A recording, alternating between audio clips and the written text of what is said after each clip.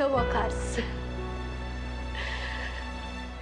naghanap na ang pagiging babae ko. Lahat ng pinaghirapan ko matutupad na.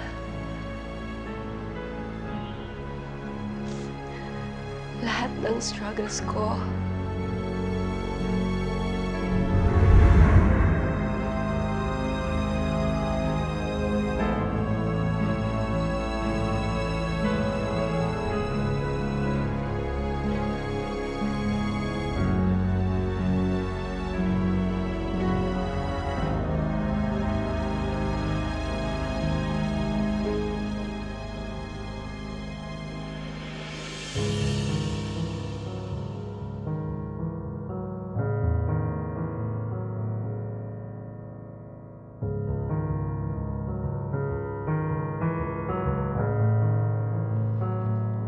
Nathan? Ate? Ginagawa mo. Purihin mo. Purihin mo. Baka may makakita sa'yo.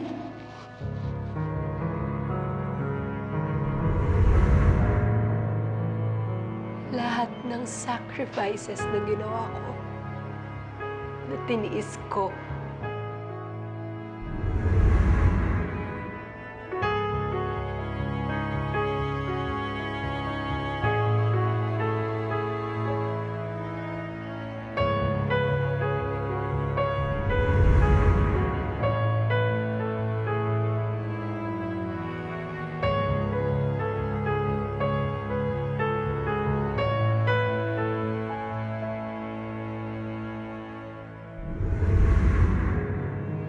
Everything I did,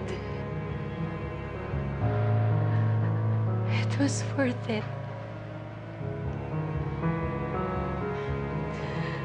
Wala nang makakapigil sa pangarap ko.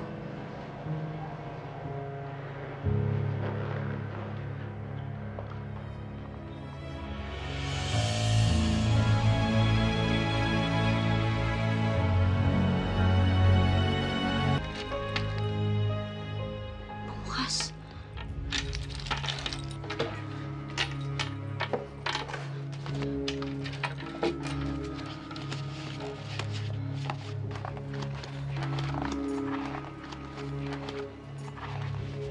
David.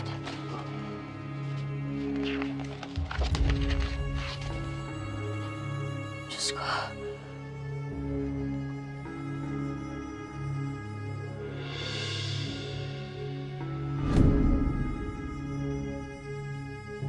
Tama nga ako. Lalaki nga si Venus.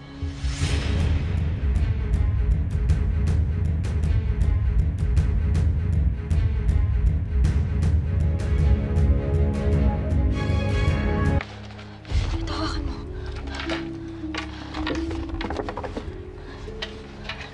Akin ni Susie.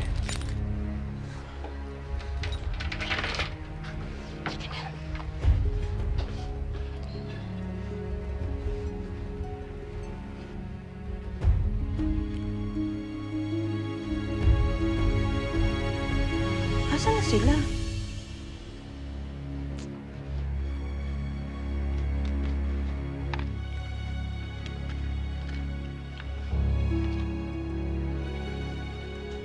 Salamat. Ay, ma'am, saan po kayo galing?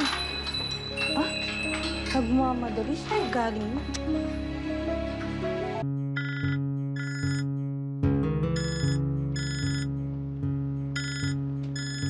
Bakit tumatawag si Rachel? Hindi ko alam. Baka tungkol kay Ben.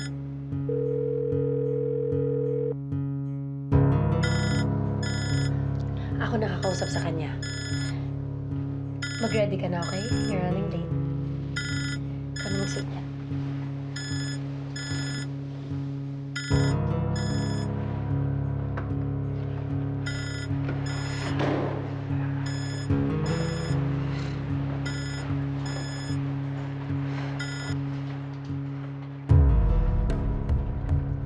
Rachel, what do you want? Nasaan si Gavin? Siya ang gusto ko makausap. Rachel, kasal namin. Busy kaming lahat, okay? Walang time para i-entertain ka ni Gavin. Kaya pwede ba, sa ibang araw, sa ibang oras ka na lang tumawag? Venus, tapos na ang palabas mo. Huwag ka na magbait-baitan. Hindi mo deserve na pakasalan ni Gavin. Hanggang ngayon ba naman, duda ka pa rin sa akin? Rachel, akala ko ba okay na tayo? Hindi, Venus. Hindi mo na ako mauuto. Dahil sinungaling ka, manloloko ka. Kumanda ka. Dahil may hawak na akong alas laban sa'yo. Sisiguraduhin ko na hindi matutuloy ang kasal kay Gavin. Wala na akong panahon sa pagiging bitter mo at inggitera mo. Ikakasal na kami ni Gavin. Kaya utang na loob. Tigilan mo na kami, tantanan mo na kami. Hindi, Venus. Hindi mo ako mapipigilan. Oras na para malaman ni Gavin yung totoo mong kulay. Then bring it on. Hindi ako natatakot dun sa kung ano man sinasabi mong alas. I waited a long time for this day. Hindi ako papayag na isang loser na kagaya mo ang sisira sa katuparan ng mga pangarap ko. Hello? Venus! Pinagsakan ako ng hayop ng Venus. Oh, Venus. Uy, you look stressed. Baka mawala sa makeup mo, ha? Visit kasi ang Rachel na yan. Hanggang sa huli ba naman, gustong manabutahe. May alas daw siya laban sa akin. What? Naku, baka pigilan niya yung kasal niyo ni Gavin, ha? No, I won't let that happen. That's why we have to stop her. You have to stop her. Huh? Sis naman, bakit ako? Tignan mo naman, nag-effort akong magpaganda. Tapos ako lang uutusan mo makipagpatintero dyan sa mortal enemy mo. Ikaw lang maasahan ko. Kaya please, do whatever it takes para walang manggulo sa kasal ko. Para hindi manggulo yung Rachel na yan, pati ang mga alipores niya. Ano? Ano bang hinihintay mo? Alam mo, pasalamat ka. Kapatid ang turing ko sa'yo. Sobrang ayos ng buhay ko dati. Pero, magulo lang dahil loyal ako sa'yo eh. Pero sige, fine. Gagawin ko yung pinagagawa mo. Harang ko yan si Rachel. Ano ba? Last na to, ha? Pagkatapos ng kasal niyo ni Gavin, ipangako mo sa akin na wala na tayong gagawin pang masama. Kasi ayoko na. Pinatugal ng Transpinay, no? Ayokong maging bad example dyan sa mga sis natin. Oo na. Okay? Tapos ka na ba? Oh, promise last na to. Please, pumunta ka na sa simbahan. Siguraduhin mo wala na magkugulo sa kasal ko. Okay?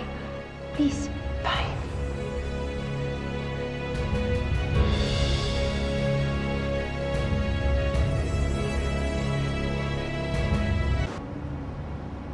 Anong bridal car, ah?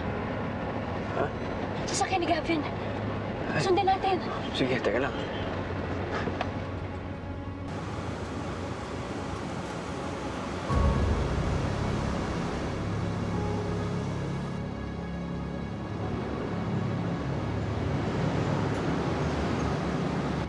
Si Papa Gavin. Oh my God, si Rachel. Harangan mo! Harangan mo! Dali!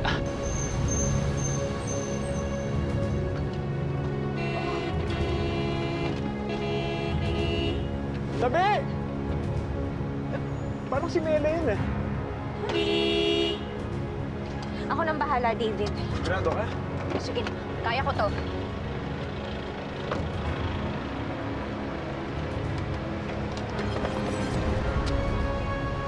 Hindi ko hahayaang mag-succeed kayo sa mga pinaplano niyo.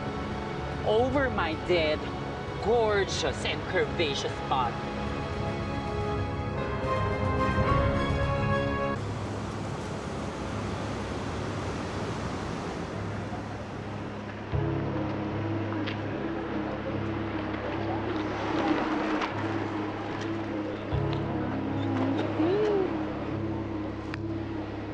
Exactly.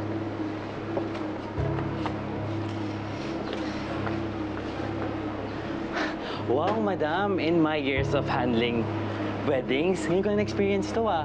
You're 1 hour early. Shut up. May in-email ako sa'yo. Eto, in-email ko sa'yo ang photo na to. Banned ang babaeng to sa pag-attend sa wedding ko. Sabihan mo ang staff mo. Okay? I don't want her anywhere near the church. Yes, madam. I call security for that. And one more thing. Gusto ko, pag nag-start na yung kasal ko, sarado lahat ng pinto. Okay po, madam. Masusunod po. Venus, Excuse me lang po. this is what's going on. Bakit ba si Rachel dito? Di ba, everything is going all right now between the two of you. Hindi ba pumayag na siya maging flower girl, si Belle? Di ba?